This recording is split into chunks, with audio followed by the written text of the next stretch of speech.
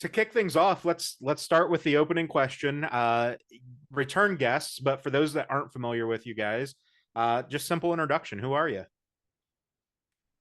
We're True North. Um, there's only the two of us here. I'm Joel. I play guitar and I do some production stuff. I'm Tim. I'm the singer and write a lot of the lyrics with the help of Joel and Sean, who's a guitar player and a backup vocalist in the band. And yeah, just Yeah. two of us representing True North today. Also, I just want to jump in and say thank you so much for having us on today. Plus, thank you so much. Like thinking back to what you just said, like before we had anything really going for us, like thank you so much for just taking a chance on us and wanting to talk to us so early on. Yeah, for sure. So, since the episode's officially started, we'll talk about that first. We were looking back. I talked to you guys back in July of 2020. Uh, Pandemic lockdowns were still going on. Like, I listened to that episode on my drive home today because I was like, "What the fuck did we even talk about back then?" And like, you guys couldn't play shows because everything was locked down. You were releasing some singles. Your Selena Gomez cover had come out not too long before that.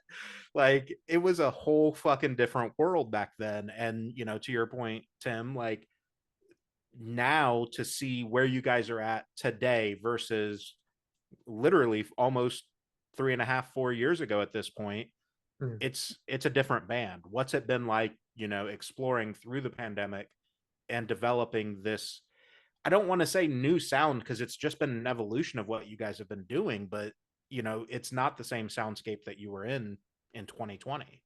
Yeah. Do you mind if I start? Yeah. Yeah, I was just gonna say, like, I feel as though the pandemic, and it's crazy because it was such a world altering event, but for a lot of artists like me, it was the perfect opportunity to just dive deep. And I think it actually made the evolution happen faster because it wasn't just doing what we can when we can. It was like, oh my gosh, there's a blank whiteboard in front of us and we can draw whatever we want. And that was just such a prolific time for us. And then as the shows started to open back up again, like we really were set up well because of how much we were like doing the music and things like that. Yeah, I think we actually wrote like our entire debut album during the pandemic. Aside from a couple songs that had started before and then we finished during the pandemic, it was like back then the two of us didn't live together, but we lived across the street from each other. So it was like literally every night I would just like walk over to Tim's house. We would like grab a couple drinks and we would just like write songs, and then we just like ended up doing the whole album that way. Yeah. Yeah, and it's crazy because again, seeing where you guys were to now, not that you were in a bad space back then, but like, it just isn't where music is today. And you guys have done such a good job about staying kind of at that forefront of like, oh, the scene, if you will, is shifting. Like, we're going to make sure we're on the front edge of that. We're not going to wait until it moves to us. We're going to be the ones leading that move. Thank you. I mean that means a lot, and it's honest. Like if I'm being honest, it's not something we like overthink too much, but we do always try to like kind of not fit the mold, and just kind of do our own thing while also like we're not going to turn around and completely change our sound, obviously, but Right. we just like to experiment. Yeah, I Yeah. think we get bored of the same thing. Like if I'm listening to like electronic music, like it's the kind of thing where you bet that the next session it's going to kind of sound like an electronic song or something like that, Yeah. and then over the course of especially the pandemic, which was really like the digital era, like our taste was all over the place, and I think it shows in a good way. Yeah.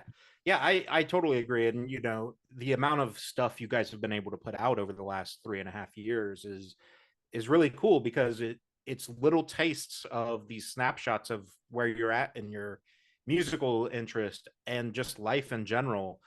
Talk a little bit about like the writing process for you guys and putting these works out that are, obviously there's the veil of the lyrics, right, and metaphors and things, but you're writing about like real life stuff that's happening to you, relationships and all of that. What's it like, being vulnerable in your music and then being able to say like, hey, I'm a fucked up kid. Here's a song about it.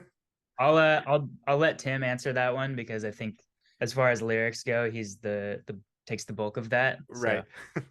Yeah, like, and it's funny that you mentioned it because I feel as though I kind of put a barrier in between my personal life and the lyrics, in the sense that I could write a song about myself, but it would be so precious to me that I think I would trip myself up at every corner. I would always say, oh no, this doesn't do a good enough job representing X, Y, and Z. Like, oh no, how can I, belittle all of these life events into one little rhyme? And I think what I do is instead I kind of just write for other people, like, or I write almost about other people. And then Mhm. so if I write a song about a breakup, I've never gone through a breakup from someone else's eyes. So of course I'm going to be drawing from my inspirations.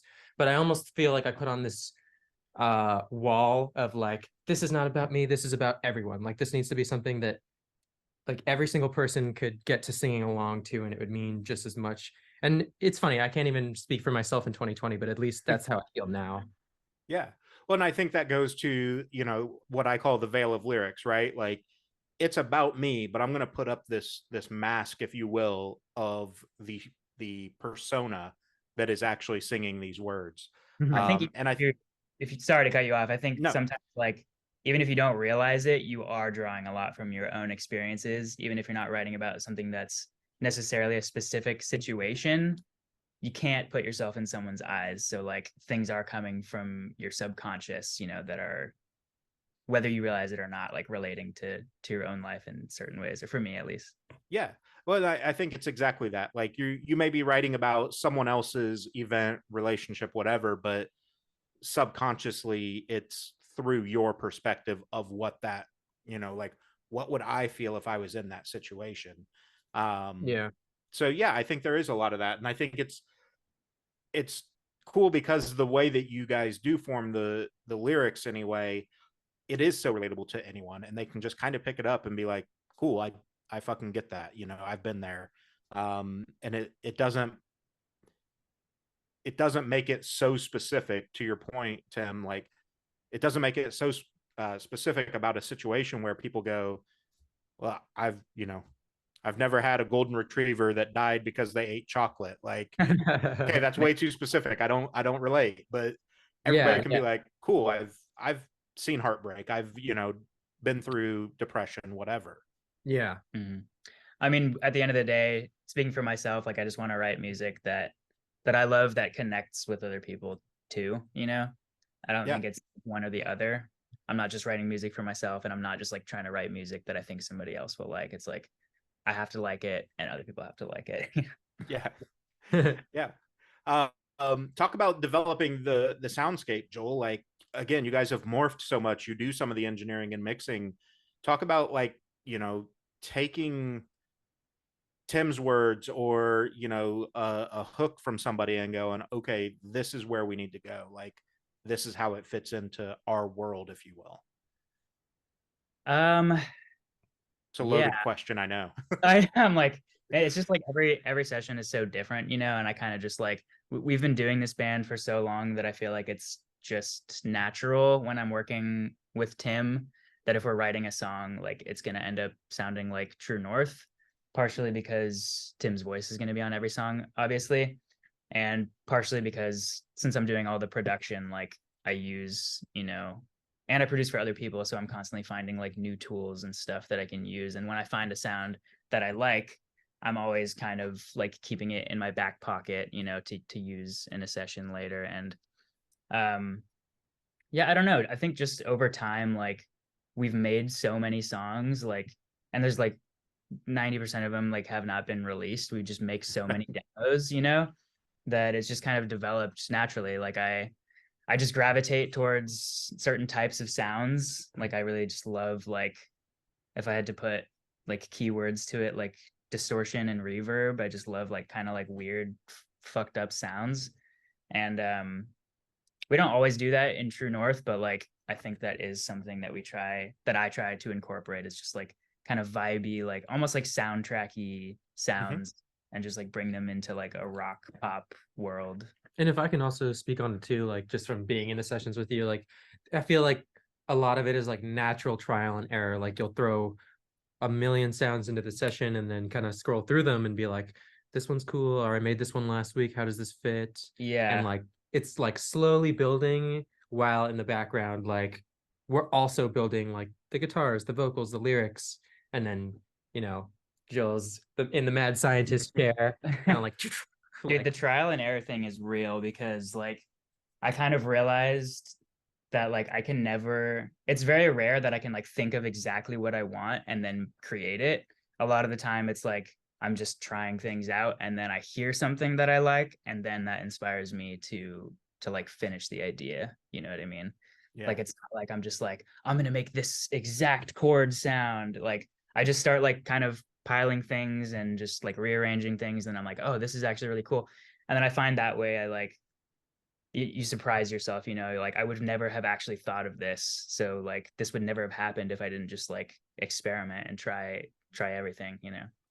Well, yeah, and I think, that's something going back, deep in your catalog. It's something you've done for a long time where you guys have never really been pigeonholed, right? Like you're not going to stick to one sound. Oh, we are this band.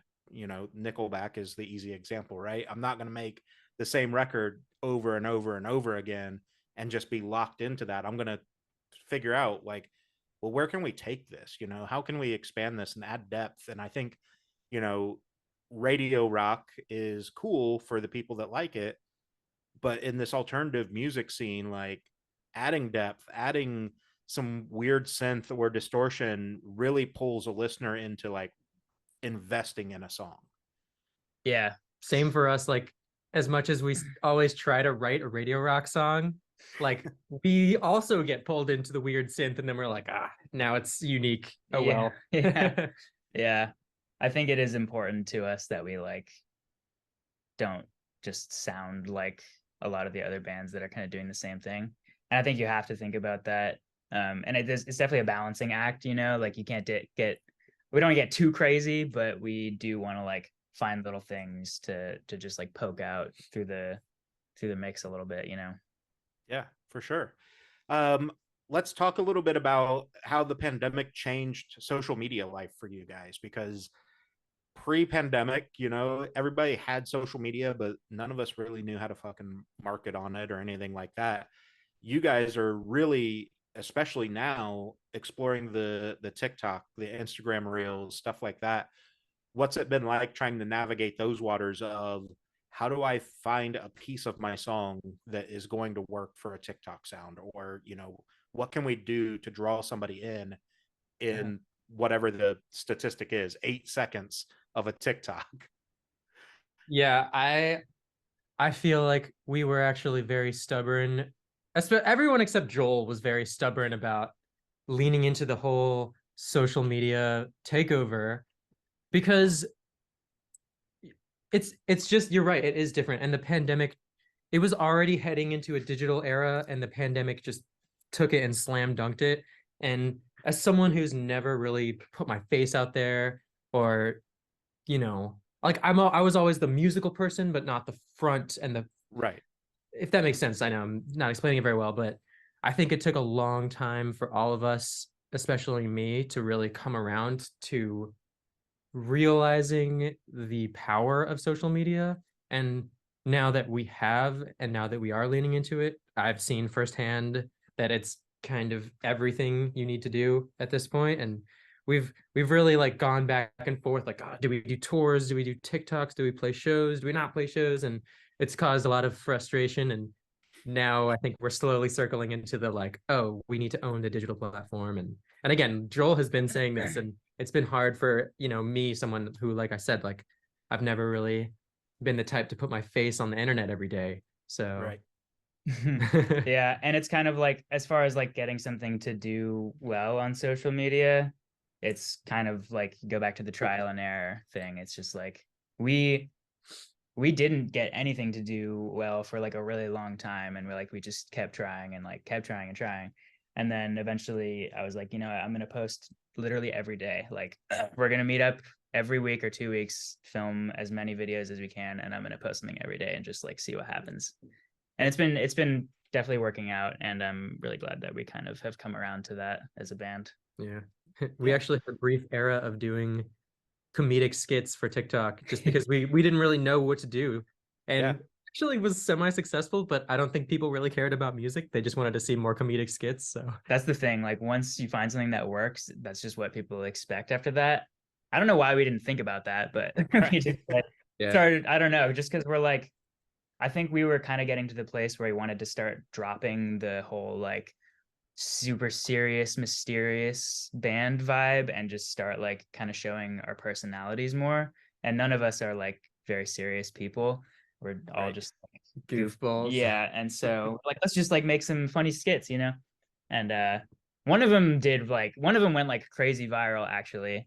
And we thought it was so cool. And then we eventually realized like it was doing nothing for our music. And we're like, okay, we gotta pivot. And also to speak on what you were asking about, like how do you figure out what 7 seconds to put in the video? Like we started just blasting them with, you know, the most repeatable part of the song, like the chorus. And I think to what Joel was saying, it's like whatever you put is what people are going to get into and what they're going to expect. So we realized like, all right, if we want people to be shouting our choruses, like that's what we need to be giving them. Because if something does happen, like let's say we record 100 videos and one goes viral, but it's like not the thing that we want to go viral for, that kind of shows the importance to me of every single thing needs to be like, you can't upload something that you wouldn't want the world to see because you never know when the world is going to begin seeing it all of a sudden.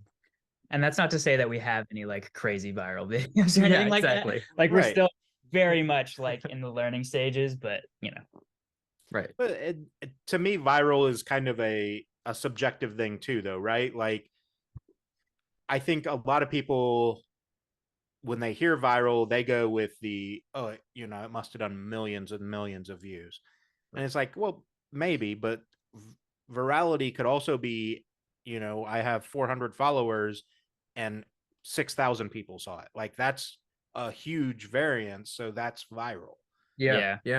And I think my standard personally is still small. Like if 50 people comment on a video, I would be like, yo, this video is people just comment like 50 people commented on a video. That's wild. Like, but honestly, that is one of the things though, because like views are one thing, but engagement and interaction is a totally different thing. Yeah, that's true. Yeah, definitely. And I think we're definitely looking for those people who like it would be nice to get a video with 10 million views or whatever, 15 million views, but yeah, I think those people who really like leave the message of like, wow, I'm now listening to this on repeat on Spotify, like that means as much as 1,000 views to me. One of those comments, like, yeah, even more honestly, like, yeah, you just want people who really resonate with your music, and like one of those people is worth more than 10 people who are kind of so, you know. Yeah, I totally agree. I've said that about like Instagram and stuff for a long time too. Like, cool, you got 1 million likes on a photo, but nobody commented. Like, how engaged were they? They just blindly double clicked their thumb as they scrolled past your picture. Exactly. If someone, to your point, like these 50 people took the time out of their day, 30 seconds, minute, whatever it was, to type a comment that says, hey, this is fucking dope. Cool. Yeah. You invested back in me. Like, that's cool.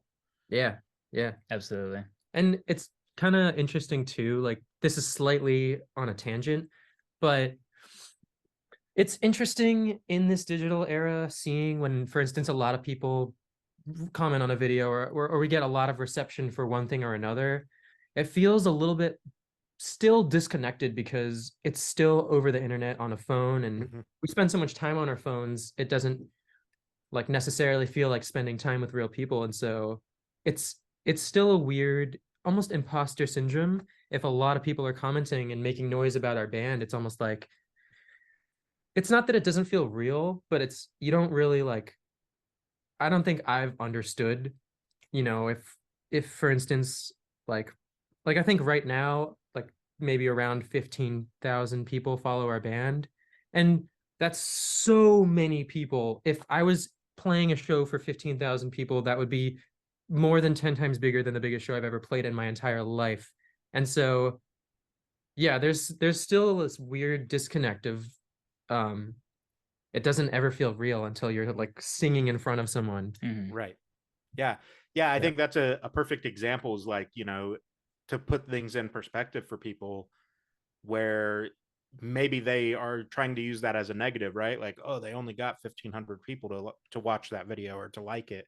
And it's like, okay, but put 1,500 fucking people in a room. Like, that's a shitload of people.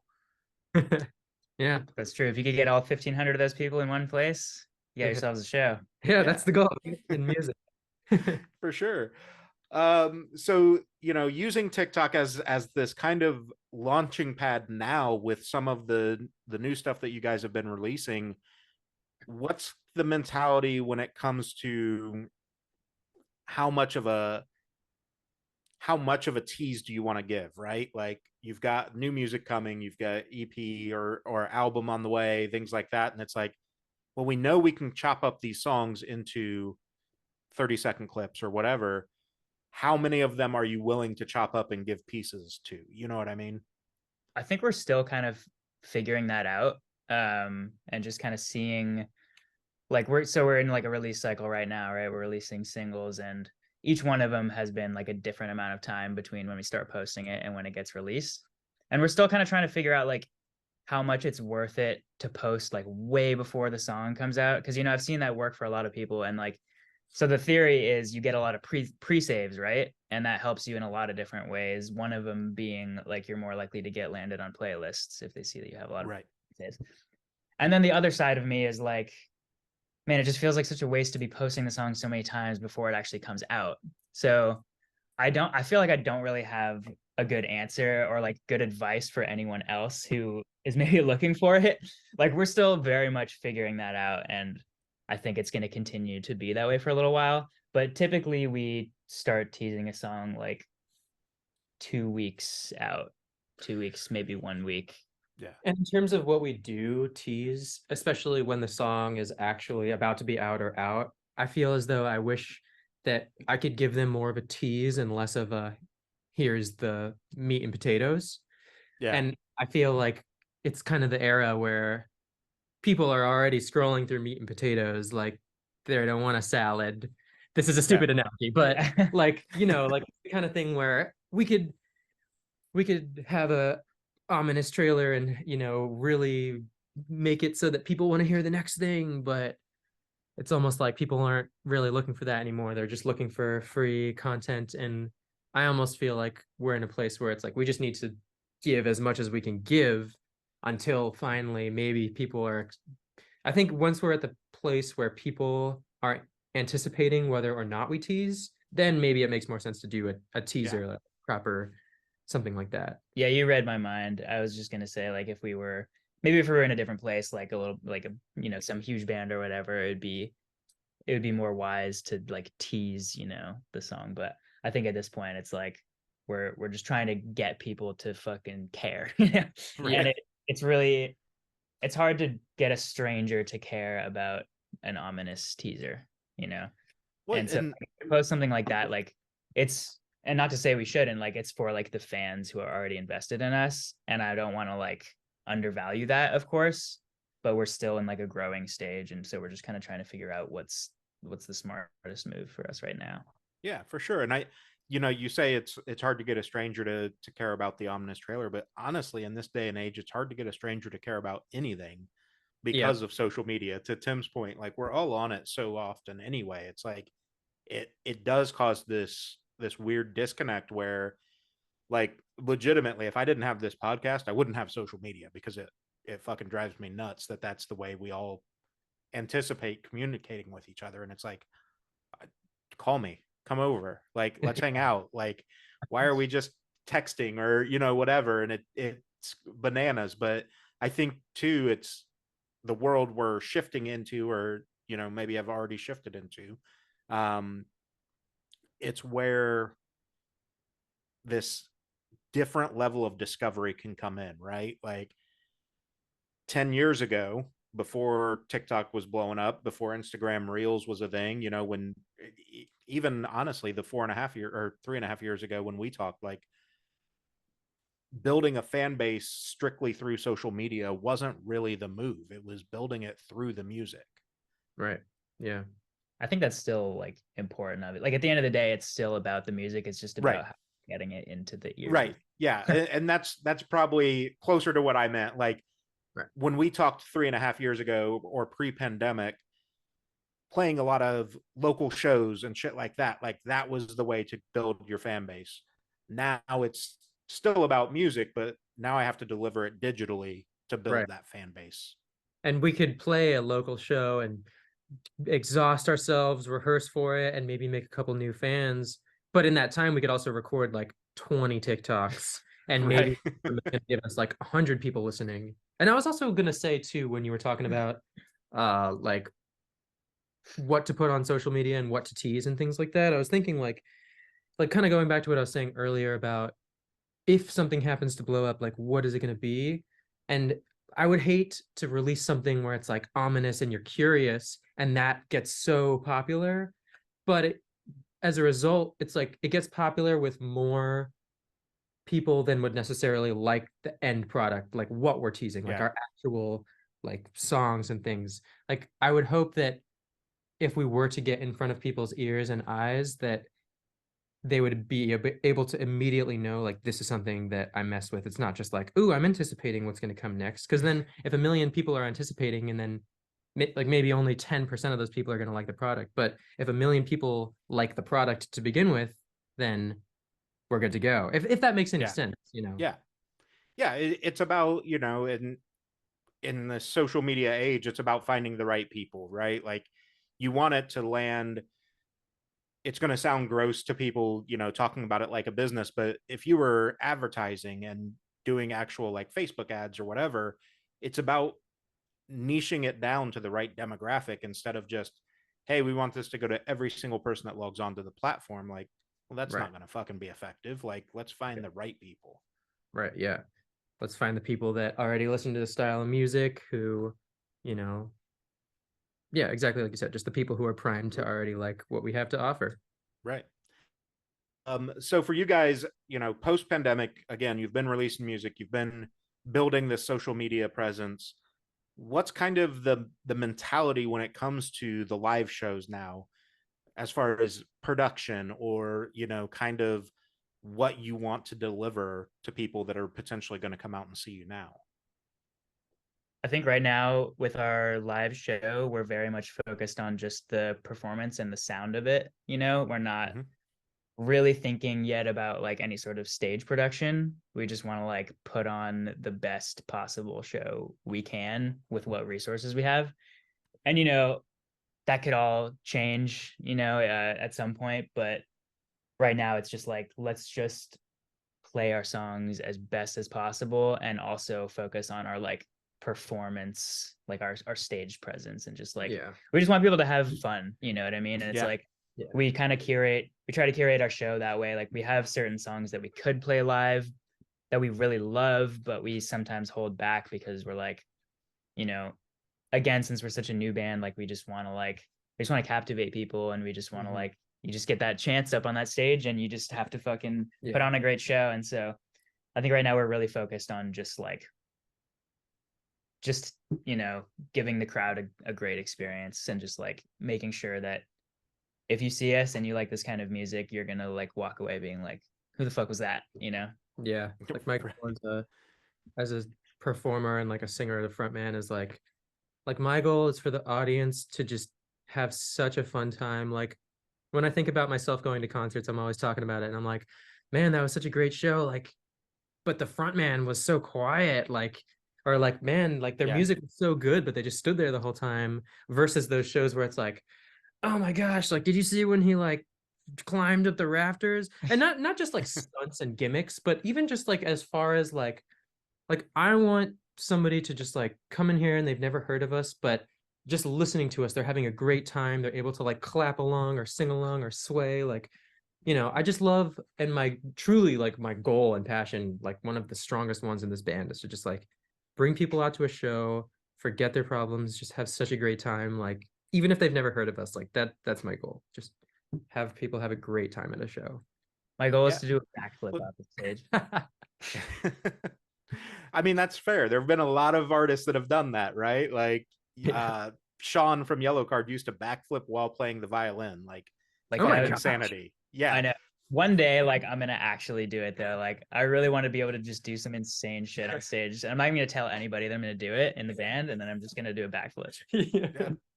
Hey, go for it, bud. Just don't break your neck. Like, Yeah. No, you know what I really like legitimately though? I would love to learn how to do one of those like guitar spins. that But honestly, that's what I feel like would fit your vibe. I was just thinking of oh fuck, I'm gonna forget his name now. Ryan from Fit for a King. Go watch some of his videos. Oh my god, dude. Dude, he Just goes the for fucking encouragement days on I've that. seen some of those videos too. They're crazy. Yeah. I don't think I'm ever gonna be doing that, but cool to watch. Yeah, for sure. And I think, you know, there's different levels to all this, right? Like thinking back to production versus live show experience and things like that. Like Bring Me the Horizon, for example, you know, like they started out playing in dive bars and shit like that. They perfected, to Tim's point, they perfected the like, let's get the energy and the crowd in. And now they're putting on some of the biggest production shows too. Right. Yeah. And it's Yeah. like, oh shit, like they started out just crafting, getting people involved, and then it was And I be gotta, cool to throw some fire in here. Like, fuck it, let's do that. I know, and they have like crazy visuals too, but it's cool because they are a band who, when they were nobodies, like they were a screamo band in a metal world, and like I've seen so many clips of them like getting stuff thrown on them on stage, like Oh, getting dude, yeah, to stage at these like elitist metal concerts because they're like a screamo band and like, or they were a screamo band, yeah, and so it's like that's super impressive. Like those are the kind of odds that I think you have to be able to overcome as a live performer. Like we always try and take a horrible show as practice, you know. We've had some yeah. horrible ones too. We've had Yeah. some good practice. We But don't get into it this. it it's super cliche, but like even in a horrible show or outing, whatever, like there's a lesson to be learned, right? Like you can, if you can walk away from it and go, hey, we fucked that up. Here's what we need to not do next time because it you know, it happened during this breakdown or it happened when we did this guitar change. Like, fuck it, let's not do that next time. Oh Yeah. yeah, we've had That's some devastating disasters on stage. yeah, but it's always a learning process. Like it's like, all right, well, we know just not to do that next time. And so, you know, we just luckily nothing crazy has happened at any of like the bigger shows we've done, you know. That would definitely be a little embarrassing, but you know, little things go wrong and it's like it's honestly usually like technical problems is like Mhm. the bane of my existence. Mm-hmm. Like my Yeah. wireless turn off or like some weird problem with like a guitar amp or just like stuff that you don't think about and you don't necessarily know how to fix like on the fly Right, is what yeah. always happens. You Yeah. can't just like, sorry, audience, give us 15 minutes. We gotta figure this out. Yeah, we have to go figure out what this is. I was Yeah. talking to Felicity the other day, and they were telling, you know, drunken stage stories. And Andrew, their one of their guitarists, was telling me that, you know, they've had shows where they'll start the next song in the wrong fucking tuning. Like, oh shit, I'm in drop. Like, whoops. Yeah. But I can't fix it now. Let's just run with this because I can't do anything. There was one time where our guitarist was having like a lot of technical issues with his guitar, and like I gotta give him props for this because it was like during a song and we couldn't just, you know, we were in the moment. So finally he just ran off stage and then ran back on stage with a mic, and then from then on out he was a backup vocalist, you know. So you really do have to know how to like, you know, be on the edge of your seat at all times, kind of, and Yeah, just improvise and adapt, right? Like yeah, something's going to go wrong. Just don't let it kill what you're doing. yeah, Absolutely. yeah, definitely. So as we start 2024 now, kind of what's the vision for you guys? Obviously, it's putting out new music as often as possible, but what's this game plan, if you will, for True North moving forward in 2024? Because you've said a couple times that you're still a fairly new band, but if we're being honest, you guys have been around for almost a decade now. Yeah. You've just been under everybody's radar. So what are we doing? I wouldn't say that I would never tell anyone that we're a new band, but I do like we are still like a developing band, if that Yeah, makes for sense. sure. We've definitely had eras and yeah, there are people who have been there since like the beginning, you know, and there's a lot of people who are kind of like just now finding us. And I think it's kind of like just like the perfect time. Like I think that if we started gaining more traction, like in our I don't know, just like years ago, 7 years we ago. maybe would have just not been ready for it. And Yeah. now we've had a lot of experiences now that make me feel like we're ready for whatever gets thrown at us. But I guess to get back to your question, like we are working on, this isn't like an official announcement or anything, but we are working on an album. We're working on our second album.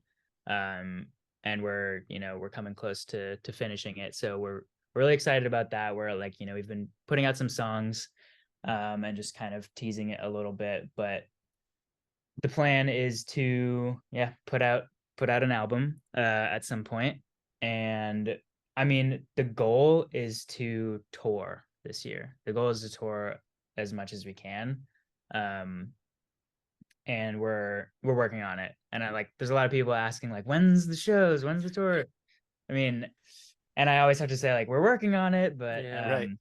you know, I think hopefully sooner than later we will actually be able to do some stuff. And we really want to get out there and like meet people. And that's like, I can't speak for all of us, that's just like one of my favorite parts is like getting to play the songs that we worked so hard on for people and just like and meet people in person, you know.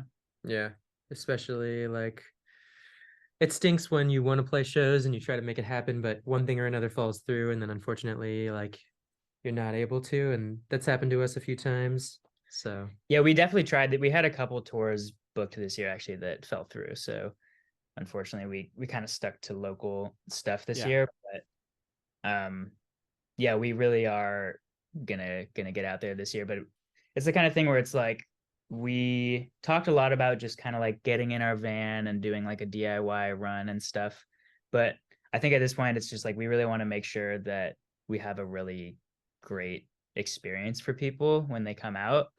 And not that we're above going and playing dive bars, like we Right. will, but I think we're at a point where we can just kind of wait a little bit longer and just be patient and then have like a great experience for people. Yeah. Well, and I think too, you know, especially in the day and age that we are now, post pandemic, like you have to be a little bit smart about this planning too, because to your point, you could just fill the van up and the trailer, whatever, and just go play shows. But if only 5 people are showing up in every city, like I'm not even making gas money. You know, it's not worth that. And not to say that you don't want to be performing even for 5 people, but financially it has to make sense for you to be able to survive, right? Right. And I think there's a lot of artists now that I've heard that same thing from recently, where like the plan is to get out and tour. The kind of double-edged sword is the music industry is still rebounding so heavily from the pandemic that Mhm. there's so much shit going on, so many tours, all that. Like it's easy to get lost in the noise of conflicting tour dates or just not being able to get out when you want with who you want. Yeah, and I think the pandemic also changed it too because people just aren't going out to shows as often, Not especially random shows, especially. exactly. Like they'll go out to see their favorite band from, you know, now or like previously, but they wouldn't necessarily like, and there's no Warp Tour anymore. You can't just Right. walk around and discover a new act the way you could for the last 2 decades or 3 decades, you know? And so it does have to make the shows we play strategic. Because like you said, like as much as I loved making one fan in Portland, we can't exactly drive to Portland to make a second one. So Right. Yeah. Yeah. For you guys, what would, you know, let's say dream situation, right? For 2024, what does the dream tour package look like for you? Dream tour package. like with specific bands, Yeah. Like Man, band. either you headlining or opening, but like who's I the think four band bill that you want? my top two, this isn't necessarily like all on the same bill, but I'm gonna say my top two bands that I wish that would be fucking awesome and iconic for me to tour with would be A Day to Remember and Bring Me the Horizon. Mm. Yeah. I could see you fitting for opening slots, obviously. No offense for Well, either yeah, of those sure. bands. Yeah. What about you? Um, let's see. I mean, definitely like both of those bands are huge bands for me. It is hard to say. Like I have so many I loved so many scene bands like from back in the day to now, it's like, like, and I gotta say too, like we recently toured with Sleeping with Sirens, and they were like super nice. Like I would love to tour with them again, honestly. Yeah. But if I had to like name some new bands, of course, like, um, wow. I mean, yeah, I don't know. Definitely. Um, Green Day. oh my gosh, Green Day. Especially Uh, with the new revision to the oh, song. right. Yeah. Um, uh, yeah, it's hard to say, like, because I think about my favorite bands of all time, and I'm like, they don't really sound like, my favorite band is Radiohead, for instance, but I could never really see us opening for Radiohead because we sound so different. Right. But yeah, so it's like if I had to think of bands, like to answer your question directly, I gotta say, Bring Me the Horizon is a big one. They've definitely been one of my like favorite bands, and um, but man, I don't know who do we listen to these days. I think movements would be really cool for me. I'm a big fan Yeah. of movements. That would be like pretty iconic. So let's say we're one of four, and then I don't know who's bigger between movements and a day to remember. I'm gonna say movements and then a day to remember and then Bring Me the Horizon headlines. That's my dream scenario. Yeah, I guess I'll jump on board to that train. Yeah. Yeah, that's a pretty solid one. And I think, movements and a day to remember could probably swap places depending on the night in the city. You know what I mean? Just Yeah. because, like, a day to remember, obviously, I think got a little more mainstream success than movements. But I think in the right scenes, movements is going to kill a day to Yeah. remember for the crowd. I saw them headline recently in Los Angeles and it was insane. Dude, Movements. they're so fucking good. They were awesome. Yeah. Awesome. I mean, there's like smaller bands that I would love to tour with too. And like the band that opened for Movements is called Soft Cult, and they were okay. You know Yeah. what? I just thought of two bands that I would love to be involved with any sort of shows, which is Under Oath for one. I forget Under Oath, and Paramore actually is also one of my favorite time bands for sure. Or like, even, rest in peace Chester, but Linkin Park, would be like such a huge band for me to tour with. The dream scenario. So in Yeah, scenario, exactly. Yeah, he's still here in that scenario. Yeah. Yeah, no, I think it's funny because a lot of times in this alternative music space, you mentioned being a fan of Paramore. So often I think the misconception is that bands in this type of music space only like bands in this type of music space. And it's like, no, like I'm still a person. If something, not that you're going to be a, fucking Willie Nelson fan or something, but like if you are, okay, like who cares? Yeah. Yeah, I mean, I personally have like so many musical different tastes across the entire board. Like, I don't know, maybe I could even get behind some Willie Nelson. I don't think I've really never really tried, right? Yeah. Yeah, no, I think, the music space that we're in now, it is really cool because there are so many kind of genre fusion tour packages out now too, where like you don't have to sound exactly like the other bands. There's so much openness and willingness for fans to kind of absorb what's out there. The catch-22 is still, though, that, and I've been preaching this as long as I've been going to shows, like, fucking, I don't care if your favorite band is the headliner, like, go see the goddamn opener. Like, quit shitting on these people that are still cutting their teeth and trying to make it. Like, you might discover the next band that you fall in love with because they opened and played a 30-minute set. And sometimes the opener is even better than the headliner. Yeah. Yeah, I've definitely like fallen in love with bands just by like, I maybe wasn't super into them before, and then I saw them live and I was like, it just like kind of changed my mind, So I think it is super important to try to catch the opener. And I'm not just saying that because we're the opener. Right. No, Yeah. but it's true. Like, I mean, I remember the very first time I heard the Wonder Years, I didn't get into them. And then I went and saw them literally in the basement of a fucking church opening for Bayside. And I'm like, Wow, this is the coolest fucking band I've ever seen. That's a crazy show. Yeah, it was fucking weird. Wow.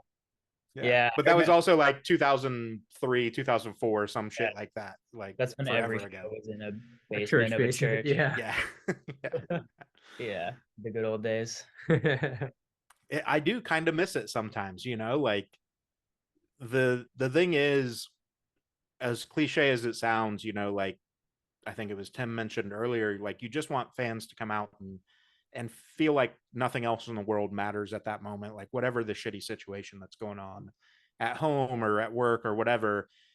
And like I think the alternative music scene is so powerful in that, because like it is not only a place where you get to just enjoy music that you love and maybe relate to, like there's a special kind of energy at these shows where you can just let out whatever's Yeah. pent up and It just really is. And I remember feeling that energy like as a teenager, like going to shows. And that's like part of what made me want to do this in the first place, was like seeing, my like idols on stage, and you're just like, oh my God, like this is the coolest thing ever. Yeah, like Um, and they're like core memories. Like those concerts I went to are truly like core memories. Like when I saw Architects, it like solidified their placement as one of my like favorite bands, and it was a like life-changing show. A show. It's like yeah. it's literally just a concert, but it's like when you're that age and you're that passionate about music, it's all the difference Yeah, between they're that and another one that would be good mashup for you I guys know, as I far as know. tours. As I said it, I was like,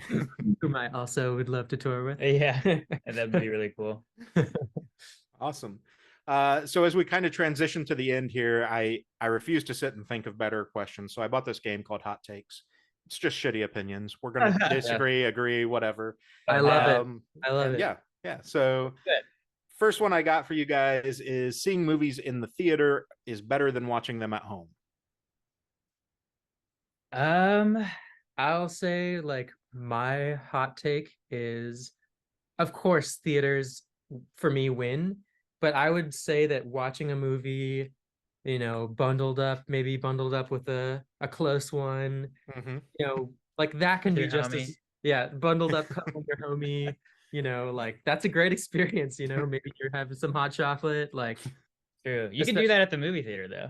true, yeah, you could always bundle with your homie and hot Some of chocolate. them, yeah. Have you guys ever been to those movie theaters where you can like order food and Yeah. drinks to the seats? That's Yeah. my answer. That's the best place to watch a With the movie. reclining seats That too. see, that's fair. If As we're long as, talking like just a regular ass movie theater, fuck it. Like it's too expensive to go sit in those chairs and buy that popcorn. Like I'll watch it at home. But depends if on we're the doing movie. that's fair too. There's Like, certain movies that I'm like, okay, I do want to see this in theaters. yeah, Yeah, of course. Yeah. The sci-fi movies with the good sound, you got to go to the movies.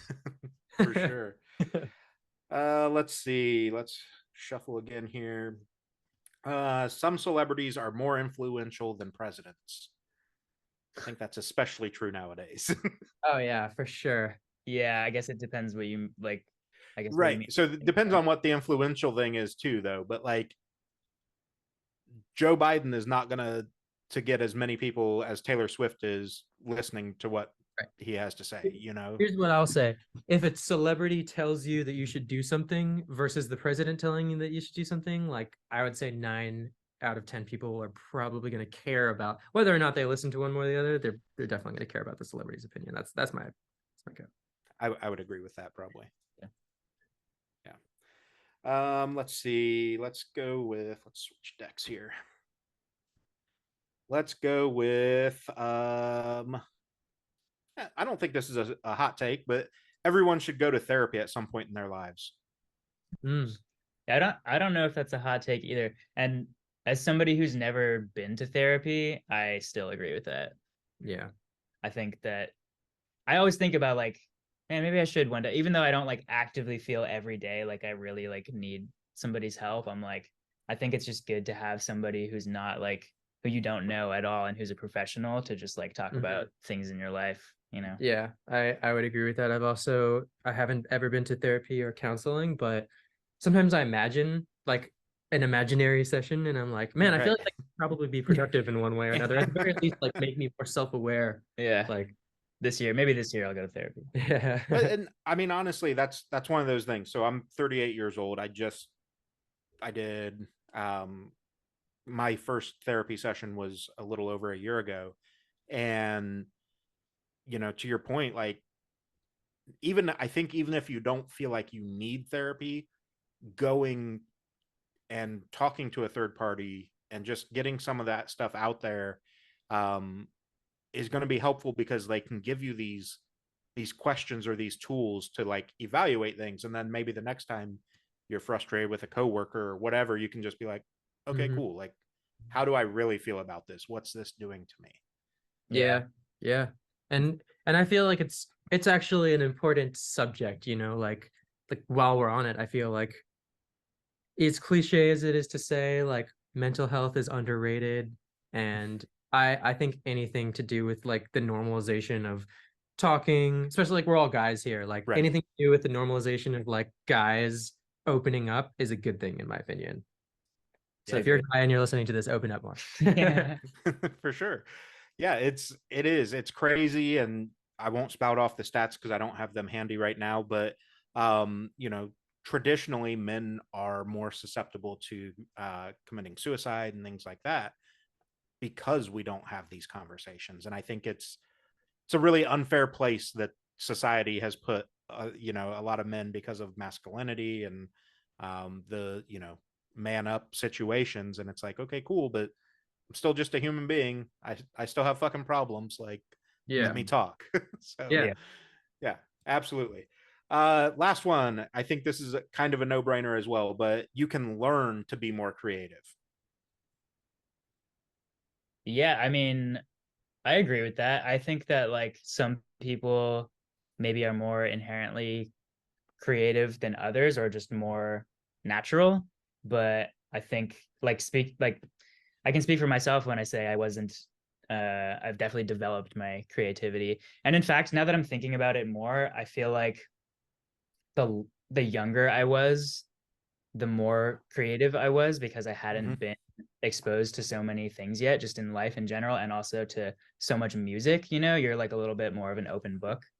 So I think everyone can be creative, and it doesn't have to be necessarily art. Like it doesn't have to be like a visual art or like Yeah. music or anything like that. Like there's creativity in everything a Like little bit. I think. problem Yeah, like problem solving, you solving. know. Like everyone problem solves, and I think there's creativity.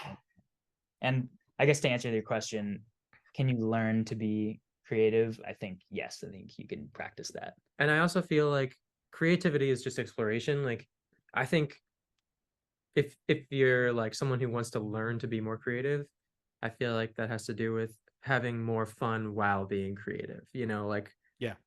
and I'll use music just as the specific example. It's like, you know, it's one thing to try and learn to be more creative, but then maybe you're putting yourself in a box like, oh, my this needs to be different. This needs to be more less generic and more musical and less of these same chords and more. And that's not necessarily being more creative. I would say being more creative is kind of being more fluid with engaging into like, I'm just exploring here.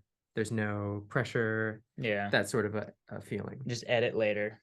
You Yeah. know, not Right. to edit yourself like as you go.